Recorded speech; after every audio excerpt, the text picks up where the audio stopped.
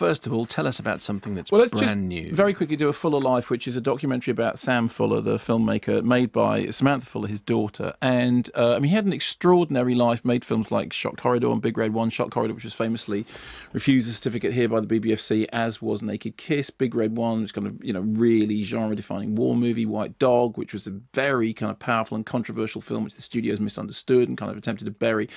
Sam Fuller's life is really remarkable. He began as a newspaperman, somebody who wanted to see life in all its strangeness and darkness, and did this by firstly a newspaper delivery boy and turning to newspapers, then became a screenwriter.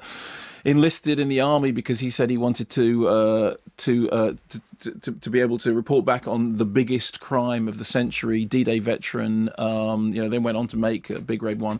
And the way that the documentary works is it's readings from his memoirs by people like Mark Hamill, Joe Dante, Jennifer Beals, and so it's basically Sam Fuller in his own words, as told by people with whom he worked and his admirers.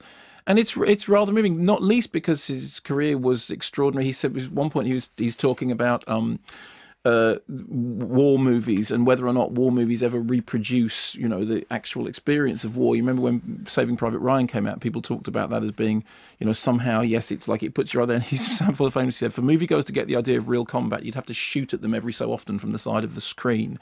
And so he has a lovely turn of phrase. It's obviously made with a huge amount of affection. There is dark material in there, obviously, because of the subject matter it's dealing with. But we've seen a lot of documentaries recently about filmmakers. There was the one just a couple of weeks ago about Robert Altman, for which I didn't care, but I did like A Fuller Life. I think if you're interested in Sam Fuller at all, you'll find a lot in there to enjoy.